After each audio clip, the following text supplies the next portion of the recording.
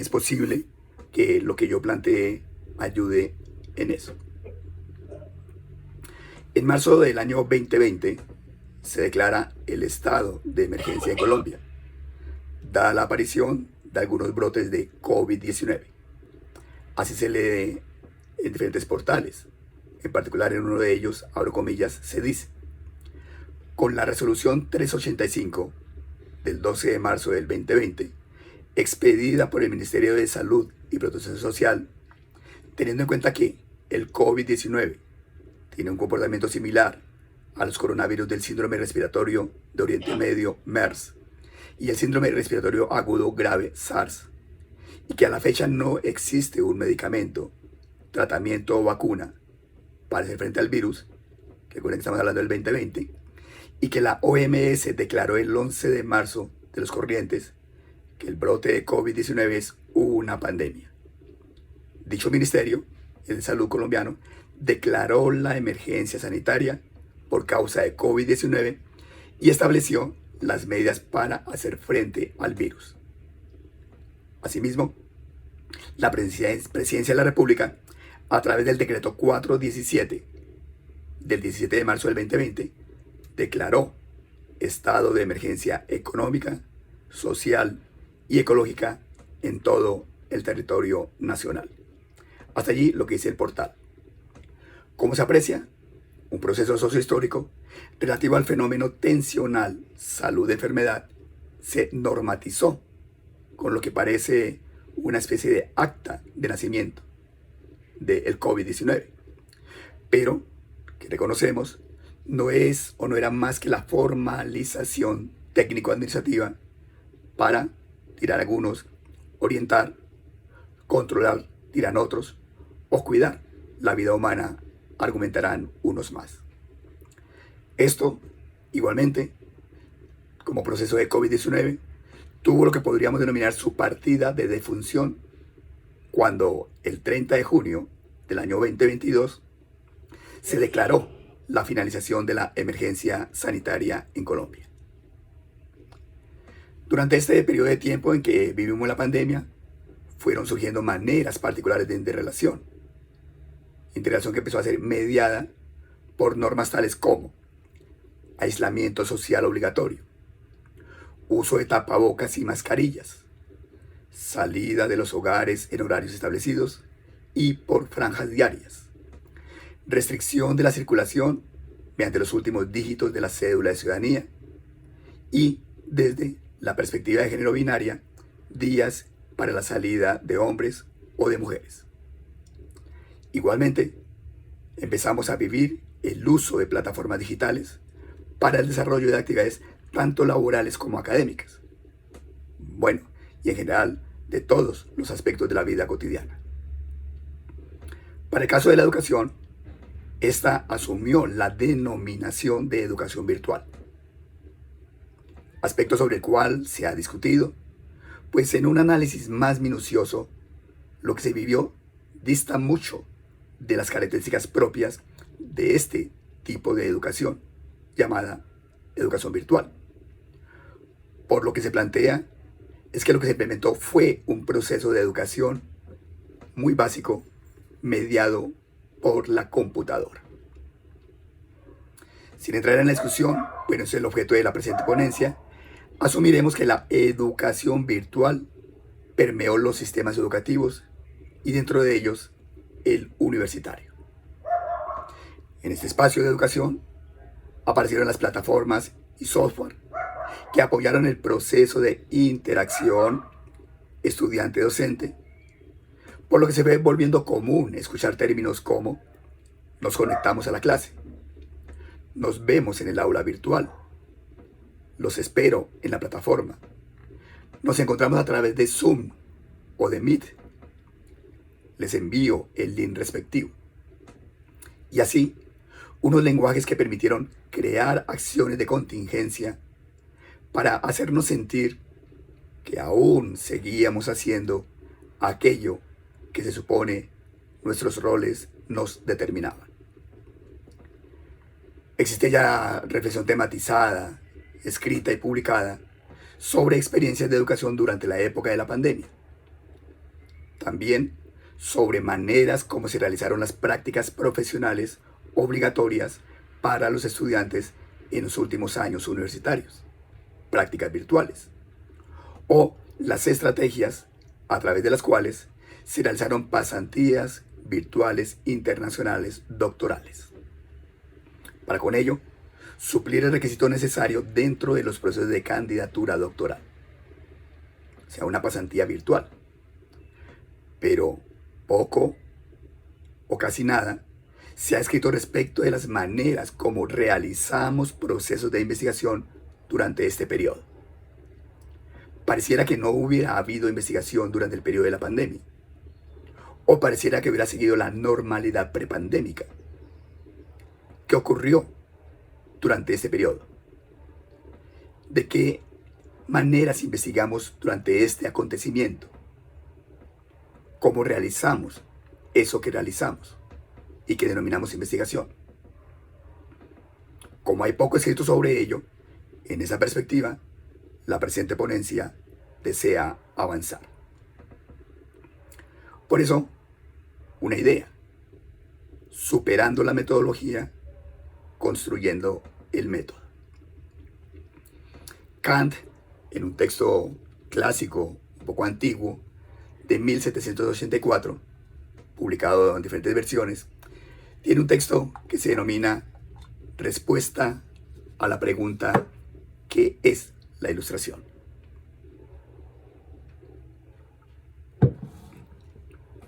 Y él plantea en ese texto, dentro de otras ideas, lo siguiente, abro comillas: reglamentaciones y fórmulas. Estos instrumentos mecánicos de un uso racional, o más bien, de un abuso de sus dotes naturales, son los grillos que atan a una persistente minoría de edad. Quien se zafara de esos grillos daría solo un salto inseguro por encima de la zanja más estrecha, por no estar habituado al movimiento libre. Por ello, son pocos los que lo han logrado gracias a un esfuerzo del propio espíritu. Pocos han logrado salir de la minoría de edad y andar, sin embargo, con paso seguro. Cierra comillas. Hasta allí Kant. A mi parecer, esto es lo que se encuentra como característico de las lógicas administrativas de la investigación en las universidades e instituciones encargadas de su direccionamiento. Reglamentaciones y fórmulas. Formatos y controles. Cuando el investigador es invitado a participar de una convocatoria para financiar proyectos, lo que encuentra son lenguajes técnico-administrativos, indicadores, cronogramas, productos tangibles, formatos inamovibles y dentro de este formato el título metodología. No es que eso no sea pertinente.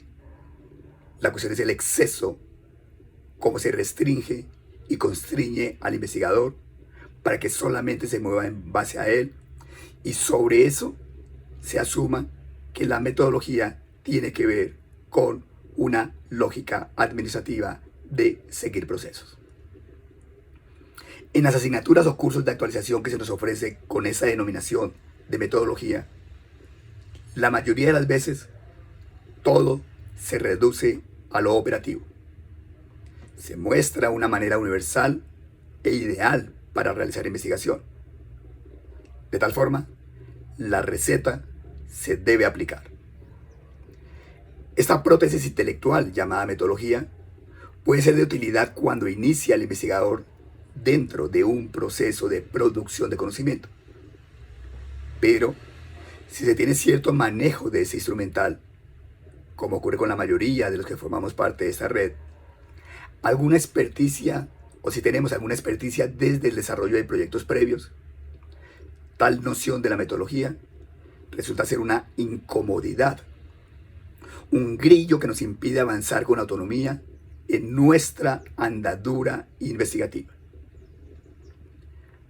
Desde el horizonte amplio que nosotros hemos ido construyendo desde la reflexión del grupo en estudios políticos y jurídicos, nos hemos ido enmarcando en una perspectiva de la teoría compleja y el pensamiento complejo.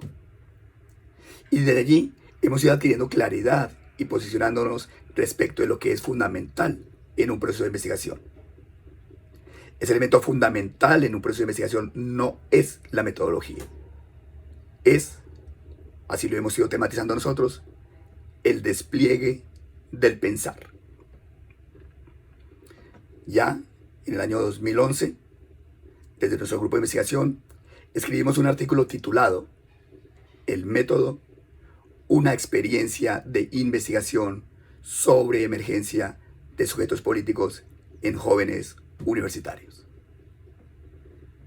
Allí mostramos, para ese momento, cómo asumíamos el método y cuál era nuestra perspectiva de metodología. De ahí que al momento 2023, para nosotros es claro que hay unos formalismos necesarios de cumplir como efectos de las convocatorias. Dentro de esos formalismos, plantear un enfoque, la metodología, el diseño, siempre desde los lenguajes e indicadores planteados por la administración.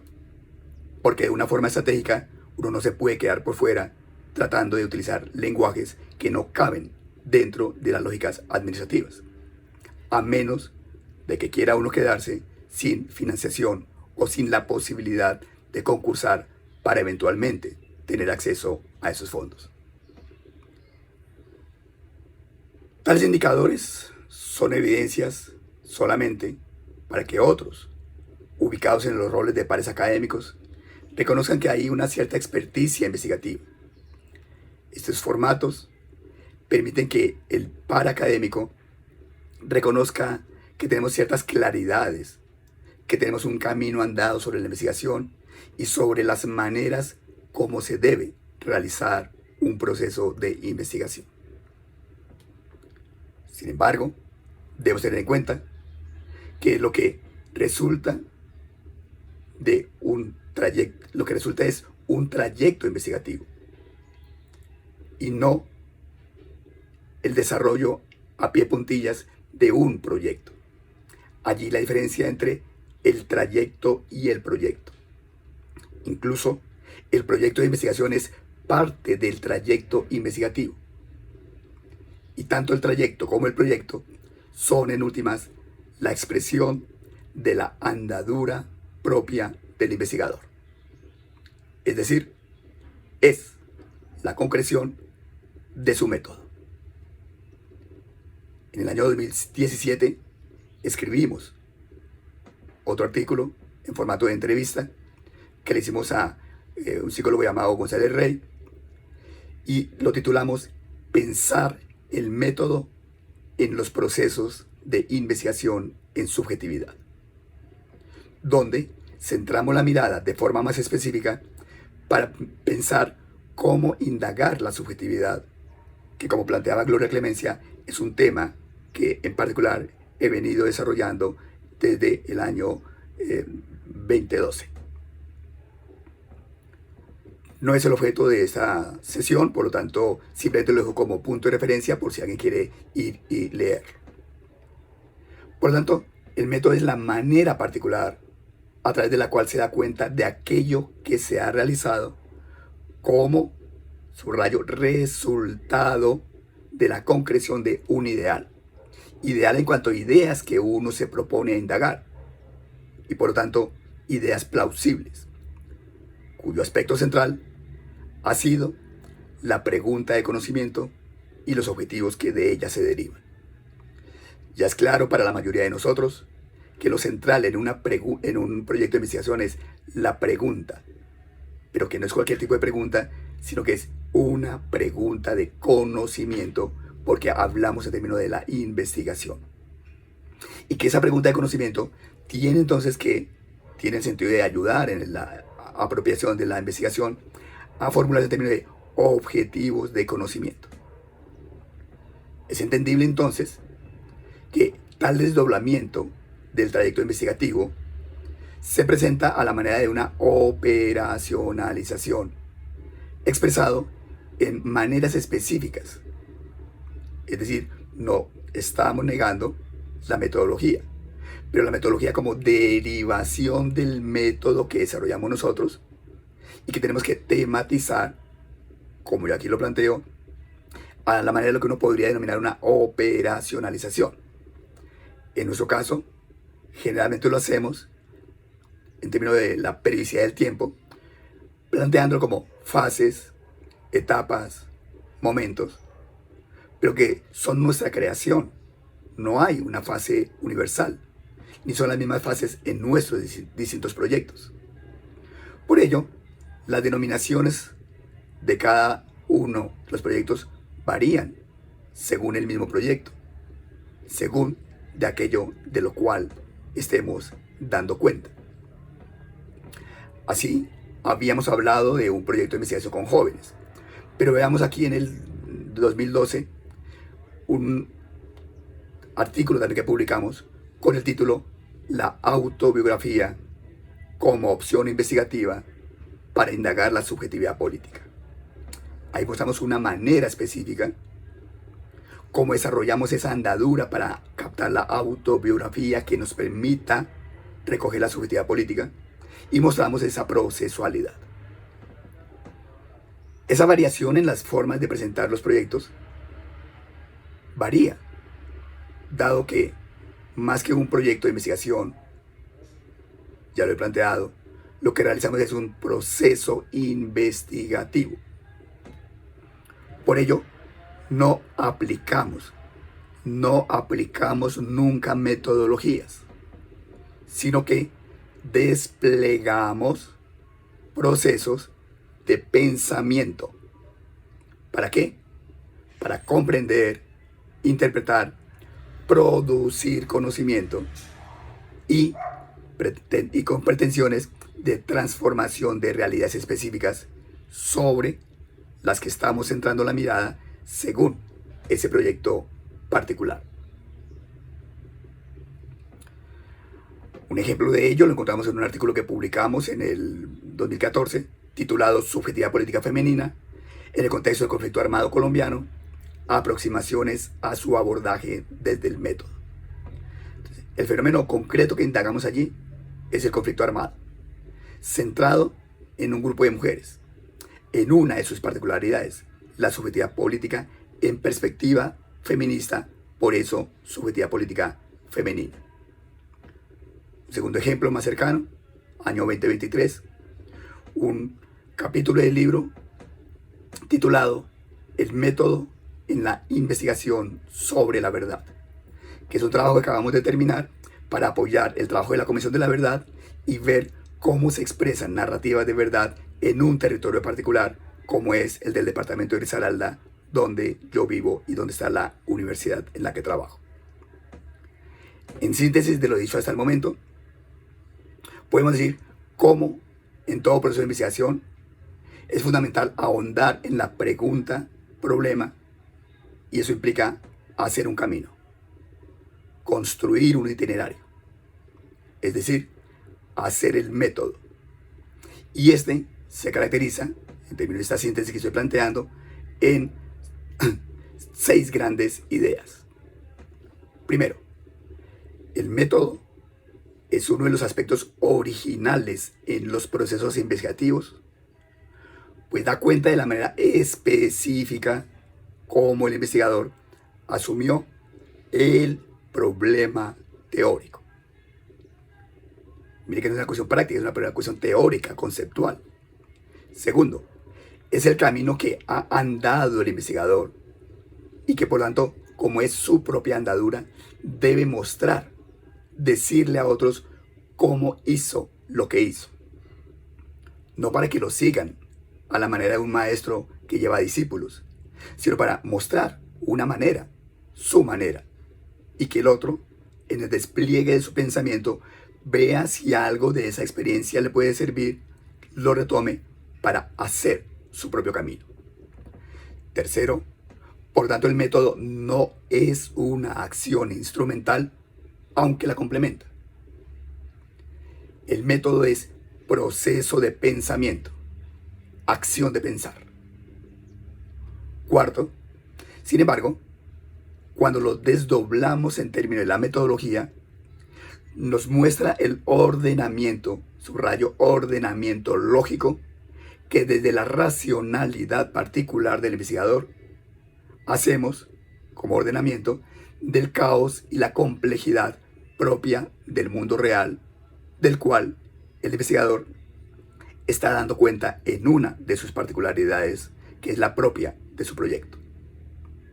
Quinto, se presenta escrituralmente de forma lineal, aunque en la vida viva de la acción investigativa es de contingencias. Sexto, no hay un método universal, lo que obliga a que cada quien dé cuenta del método que ha construido y con ello la metodología que le sirve de soporte. Si se quiere, esto que he planteado hasta el momento da cuenta de lo conceptual y lo epistemológico que desde la mesa se pedía. Veamos un poco el aspecto ya propiamente de despliegue de mi método, nuestro método en este proyecto de investigación, con cierta manera de expresión de la metodología.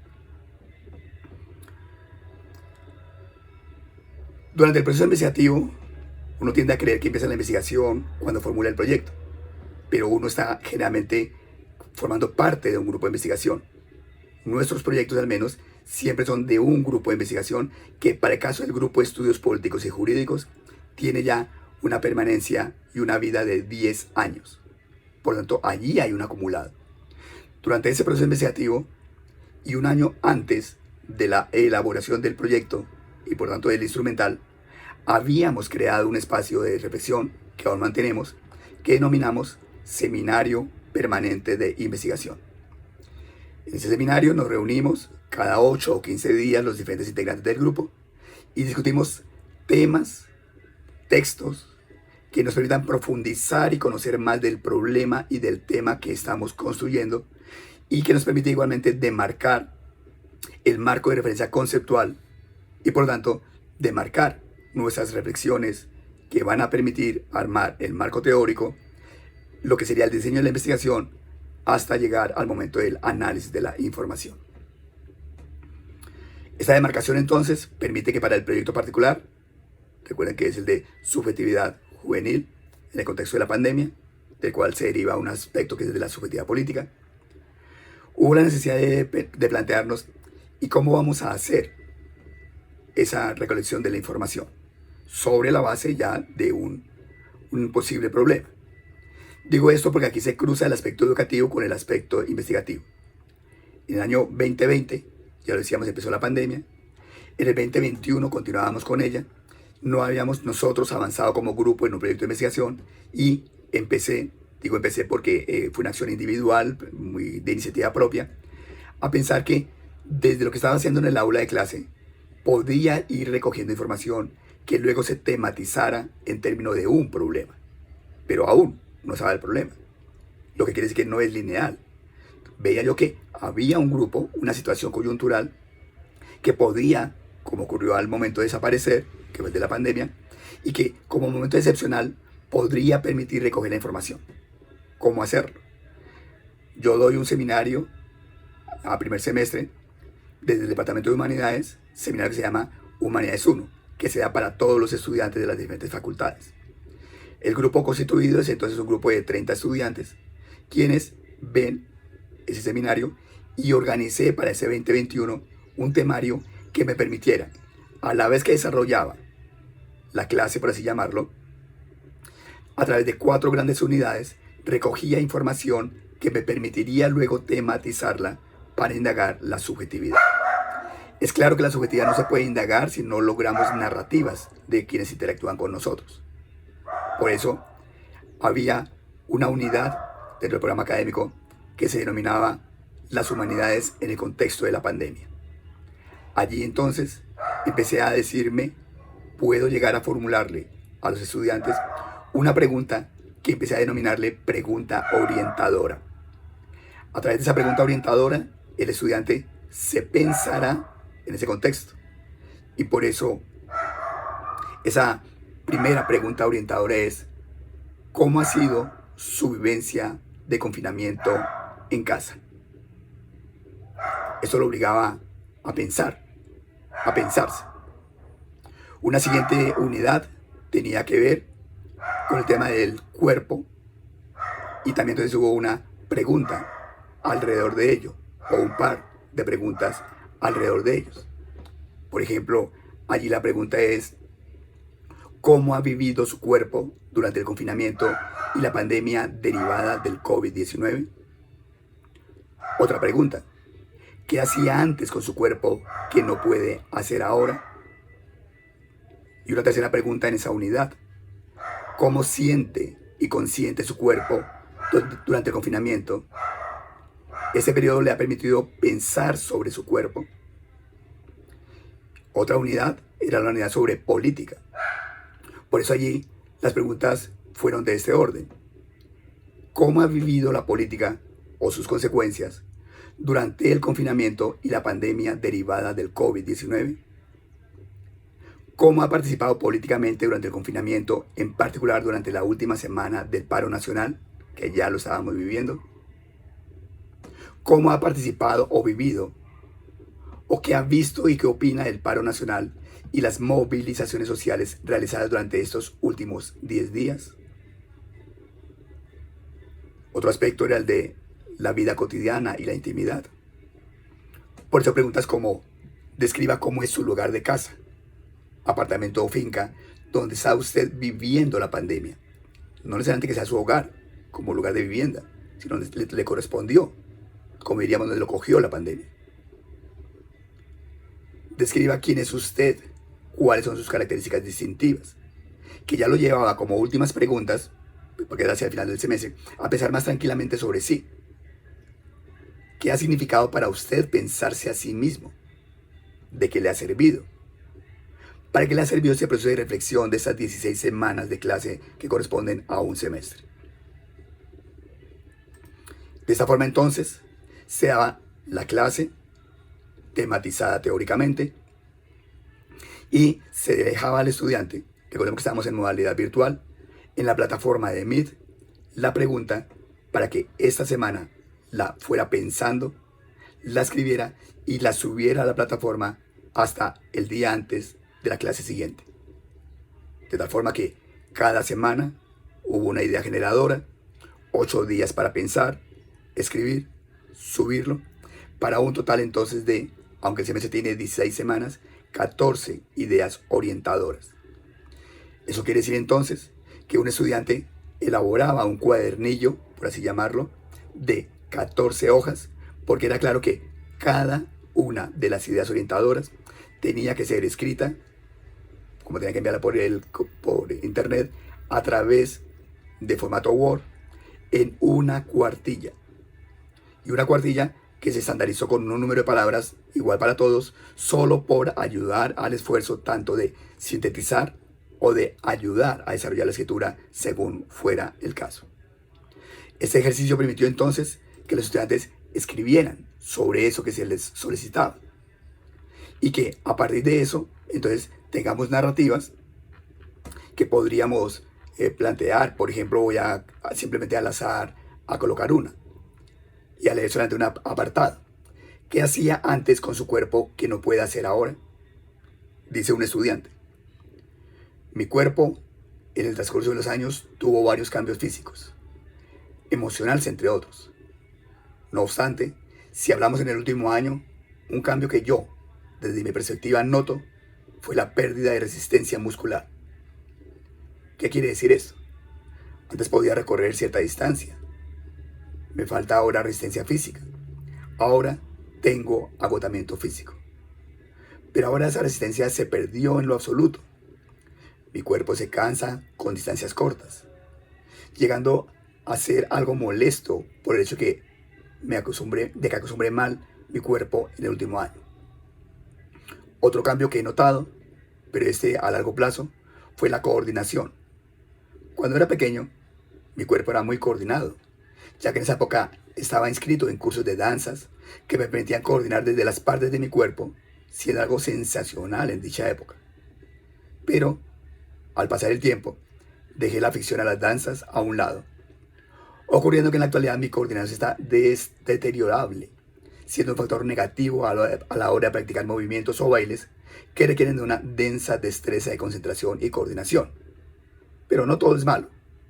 Aún conservo las enseñanzas de baile que me han servido a la hora de presentarme en un evento cultural o bailar con una persona en particular. Eso entonces quiere decir que allí aparecen narrativas. Como digo yo, 14 hojas por cada estudiante de un grupo promedio de 30 estudiantes que para ese semestre se presentaron. Eso que lo suben los estudiantes a la plataforma me queda a mí entonces como la base de la información posible de tematizar posteriormente. Cerrado el semestre, ya tengo la posibilidad de volver sobre esas narrativas, de mirarlas, de releerlas y ver la riqueza y la potencialidad de lo que allí hay a la manera de una base de información.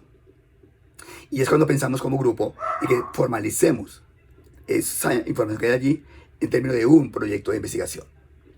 Como ya tenemos claro que no hay una linealidad en el proceso de investigación, nótese que recogemos la información antes de tener, si se quiere, el proyecto, pero con una intuición, con una claridad desde el acumulado del grupo de investigación.